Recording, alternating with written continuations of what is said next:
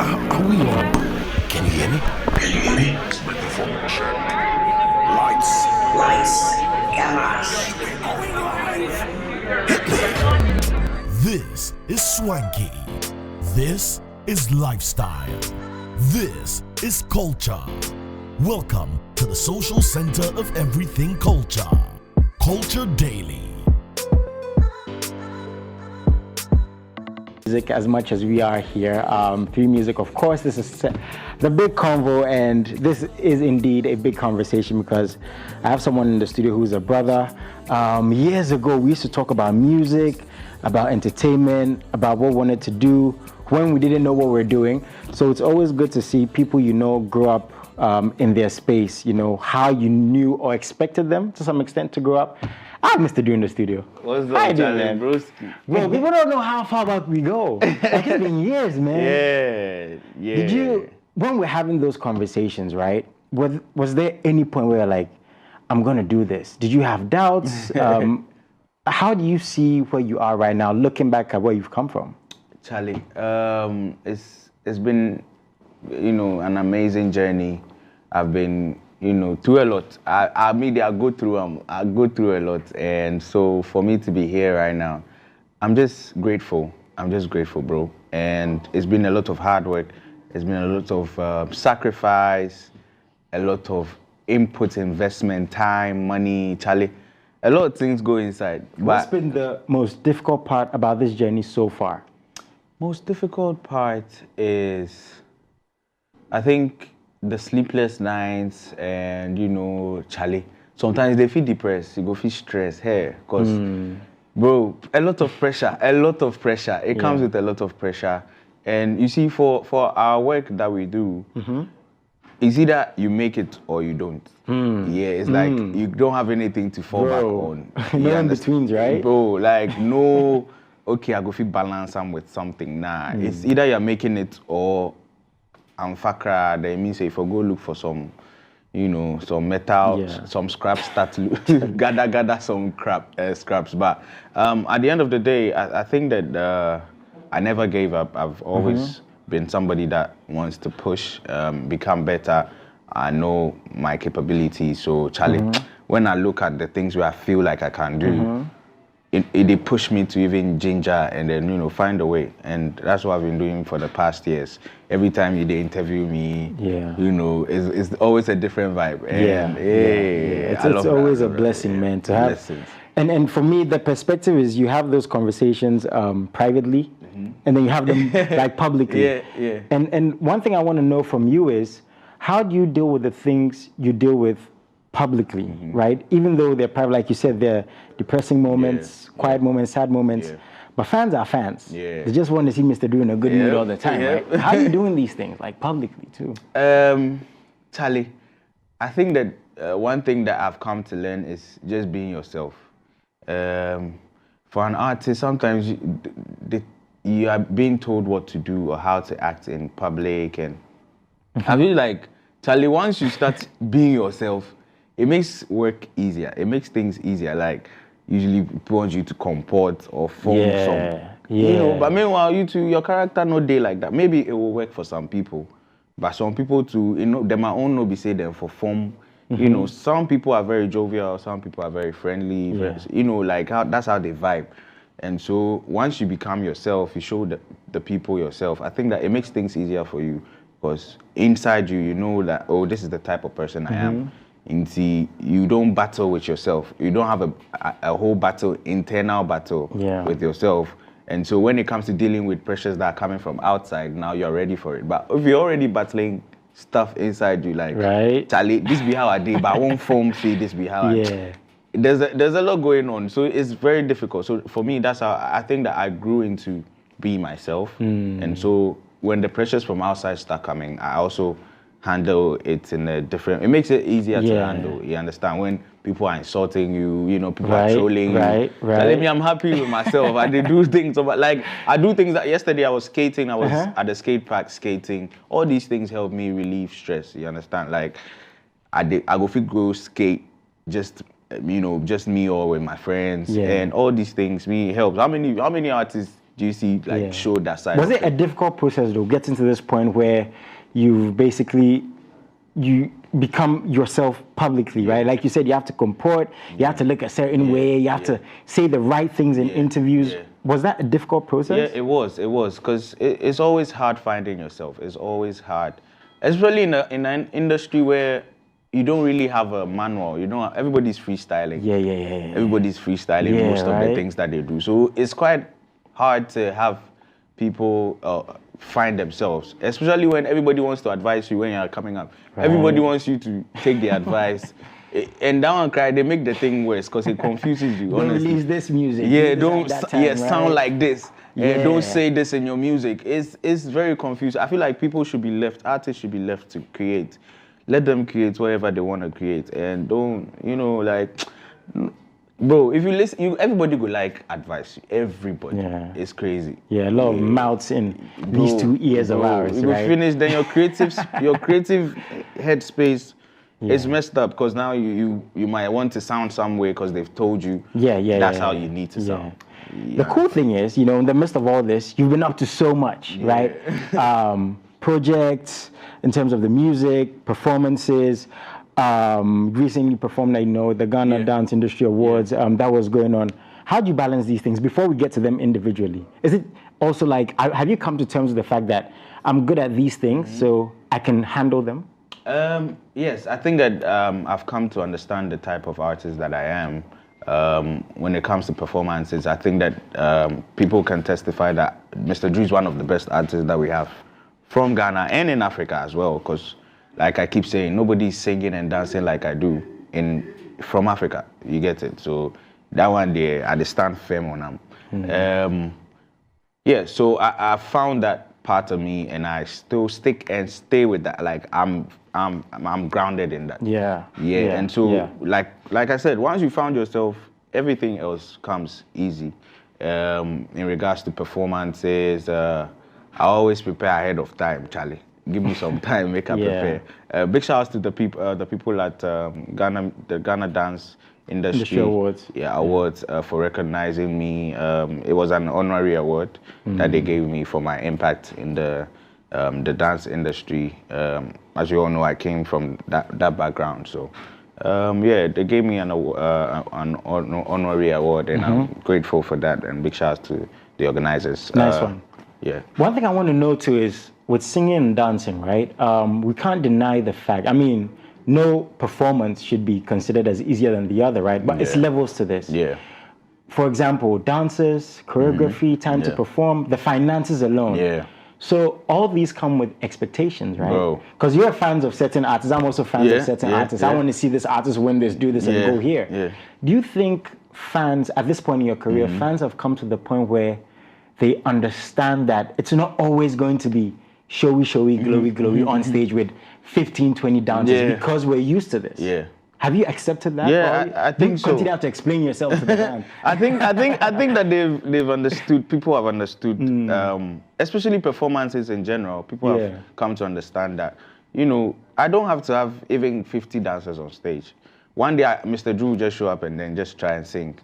You understand? And and it will just be a musical performance, just singing and then showing vocals and then go sleep. Yeah. Even though people would want to see Mr. Drew dance more, I think that at the end of the day, people have understood performances, because now when you look at the performance, everybody's trying to do something different. Yeah. Like last year, TGMA, everybody performed with dances, and I loved that. But it wasn't like that at first. But last year, TGMAs, almost everybody used dances. We had like 50, 60 dancers, 30 dancers on stage. It was like a whole dance battle instead of... but people have come to understand the whole putting a lot into your performance. Because at the end of the day, as an artist, your performance sells you. It's it sells, aside the fact that, you have a big song. We want to see what you can do on stage, what you can do with the song, and how you can make your audience feel from your performances, and how you can break your songs down for people to actually okay, Charlie, so this be sometimes if like there's now that they are hearing the lyrics that you are singing in the song, when you perform it, like okay, that's so what you were saying. so I think that people have come to understand performances, and we're getting there. It's getting better. I like this that we're giving some perspective into the mind of an artist and what goes into. Again, I think at another time we'll talk about the choreography, the hours, the finances, the looks. They don't know. It's crazy. That, right? People be rehearsing 2 months, 3 months, even with with props. Then you have to descend from the top. I saw Efia's rehearsal. It was crazy. Like she had to come from the top, and then I think they've been doing it for a couple of days. Just to get safety, the mechanism right, everything, and then the timing too, so that it doesn't look cringy or it doesn't look delayed. It has to look perfect, seamless too. So. A lot goes in. Maybe one day we'll do like a whole YouTube, like a proper sit down, a free music exclusive. Man. Behind the stage and then like behind the scenes and everything. That would make sense. It will. Yeah. Again, in the midst of all of that, you've got another project. This guy don't sleep. This project, obviously, it was timed perfectly for February 14th. I want to know why from you as a creative that was important to you, and for those of us who didn't celebrate Valentine's, who are alone, who don't. Okay, so tell us about that's how it looks. It looks like it was timed perfectly for that. But the EP had to come out. I think it had to come out like months before. Last year, it was supposed to come out last year. Then was it the same theme though? If it had come out last year, it was still the Lover Boy era. So it's like everything just. Connected. It's crazy. That's even the songs. So what delayed it from not happening last year? Was that like a business decision, a creative decision? More of like the business side of it. So like clearing the verses. So the features that I had on are not the same ones that I have on now. So I changed like most of even the song selection. I've changed like the whole EP, and then these are new songs on there. That's wild. But it seemed like it worked out. It looks. It seems like it. It seems like it. It did work out because apart from that, you had like a whole like performance, like an unveiling. And I got a package. Thank you, man. Bless it. That was nice. I got something nice. I was in the studio and he brought me a package. And before we get to that performance, why was that rollout important to you? Your team and your fans. Why was that so important to you? Because you could just release the music. I mean, you have the fan base, right? But you did all this. I've always believed in doing the groundwork. It always, like, touch base with the people, touch base. I've always been that type of person. So when you meet Mr. Drew's always taking pictures with his fans, like I'm very open with my fans. You see, so like I always believe in touch base. And that's how I came up. And that's how I blew up, you understand? I was always touching base with the fans who love me on the streets, everywhere. If you see me, I go holla you, everything. You understand? So I feel like, make I do this, especially for my first EP. It's my first EP, so let me do it. I haven't done that before. So let me do this package thing, and then I'm supposed to let people, aware. It's as an invite as well. So you have an invite. There are a couple of things in there. Some merch, and then just to remind you that Mr. Drew is here. Mr. Drew appreciates your support, and this is my little way of saying thank you for all the years of support and love, and I think it also made people aware of the EP. That Charlie, Drew they can't drop. Drew they can't drop. Really did. Drew they can't drop something. And so that's what we did. Big shouts to the whole team for thinking this through. So you have like very customized stuff. Even the box is customized, and it says Lover Boy Era EP. And we actually brought another one Oh, just where for is it? the whole team. Okay, so it's there. It's there. Okay, Yeah, that's nice. That's nice. So, We appreciate you, yeah, man. Yeah, bless up. Can you please bring it? You know? Yeah, let's just do this. Let's just do this. We're going to get to the songs and stuff in a bit, but this is really, really cool. Can I? Oh, yeah. Feel free. So apparently he says it's for the team, but I don't like to share. So apologies to Debbie and everybody else. No, but you got yours already. Yeah, bro, I got my second one. Yeah. But this is really, really cool. Let's just take some of these stuff out. I want to say, right? Yeah. I love the way you invest, per the conversations we've had over the years, emotionally, financially, mentally, into your craft, because people would wait years into an industry to do stuff like this. But you are doing this, and this is really cool. There's a notepad, there's some chocolate. Wow, what's this, bro? It's a hand cream. I need this. Yeah, Thank so you. that when you eat your fufu or your banku for your lunch, you know, your hands, you will smell nice. Thank you. This is heavy. You know, you can have this like as an art piece. Yeah, man. Right? Blessings. So let's talk a bit about the songs. Yeah. How many songs on the EP? 6 songs. I've got 6 songs and then 3 features. Okay, 6 songs, 3 features. Yeah. Can we go quickly through the songs? Yeah, so first track 1 is Amina. Okay. Second track is OMG featuring Olive the Boy. Third track is End of the Day featuring Kojo Black. Fourth track is Ecstasy.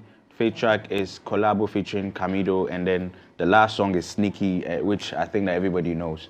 Yeah, who's Amina? I'm just wondering. I'm just wondering, like, who's that? Amina be nice girl. Be nice girl. We are follow. We are go for trouble. Are any of the songs on their true stories? No. Dude, don't do this. Don't do this, man. No, maybe sneaky. Maybe sneaky. Yeah, sneaky. Because I've been somebody's sneaky link before. So. You've been a sneaky link. Yeah. So please, what's a sneaky link for those of us who don't know? No. This one. Jason, I didn't lie. But has anybody ever been your sneaky link? I mean, I'm trying to put you together. This side. I guess we should just carry on. The features on there, amazing features, man. Yeah, man. Kojo Black, as I said, Olive the Boy. And who else again? Sorry. Camido. Oh, bro, these are tight. So everybody they sing for the EP. Everybody they sound nice. Were these business or creative decisions? Creative. Wow. Yes, creative. I love everybody's sound, how everybody sounds too. I've been a fan of everybody, so I was like, you know, let me put my guys on. Let me have them on the EP. Yeah. I mean, without hearing the music, you just think about the names. It's like, this is going to make so much sense. Yeah. But no rappers on there. There was a rapper on the previous list. I had Kwesiata, but I think that we couldn't clear that early enough. So that might come later. Okay, that might come later. Yeah. What's your favorite song on there? Favorite song? All of them are my favorite songs. Sneaky. I'm sure the Sneaky song. All of them. I think for now is if it change. Like this morning now they come then it be Amina with the touch me. Yeah. Later in the night I sure say it could be Ecstasy. Wow. These titles, man. One thing I want to know is the response at Garage was crazy. Yeah, man. Again, with where you are, do you expect these things or do you still get surprised? I get surprised because our game, you can't really get used to things. They will shock you. Yeah, it will shock you. So, you know, you just have to drop the expectation and still work. Yeah, so that's how I work. I always have a low expectation and then I just put in the work. So that when it's big, fine. If it's not big, I wouldn't be disappointed. I just move. Yeah. That's nice, bro. I'm so proud of you. Blessings. You're inspiration to a lot of artists, a lot of dancers. Please keep doing your thing. We're here to support you always. Blessings. And you've always got my number, man. But there's somebody in the studio who said, he told me this directly, that he taught you how to dance. Yeah. So we need to confirm this. Yeah, man. Jay, is this true? Because this is national television. You said you taught him how to dance. Please explain. Jay has like 2 left legs. Oh! Yeah, he get like 2 left legs. But he still he teach me moonwalk and things. With the 2-leg foot. In the early 60s, guys, get 2 left and I'm just grateful to see that y'all have been influenced, by Mr. Drew's dances. Like, Incredible I was J. dreaming, and I was just. Incredible J. Incredible Yeah, I was J. just rolling it out. But anyway, I mean, Drew, wishing you the best on this brand new EP, and we know it's going to go places. For me, I've been a big fan, and I tell you what, I'm dating this back to one of your videos. I can't remember the song's title. The one of your videos, you were, you had a dance similar to something like a Neo singing, walking by the side of the road, and there was a bit of, was it rain? I can't remember. But the dance moves were crazy. I don't know which song that was though. Can you remind me? Which song was You that? said you were like walking by the road. I think it was. Was it Let Me Know? The side lane or something. Crazy dance moves. Crazy Was- dance moves. But that My is song? Mr. It Drew. was it? Yeah. But look, It's Let I Me Know. mean, I think it's Let Me forever Know. our heart goes out to you, bro. You're the man. So keep it up. Here with you, as you know how we do our 3 Music each and every time. I thank you so very much on the conversations, and yes, keep us in the loop of any new stuff coming up, and we'll definitely be supportive of that. But moving from Mr. Drew, thank you so much, Jason and Mr. Drew.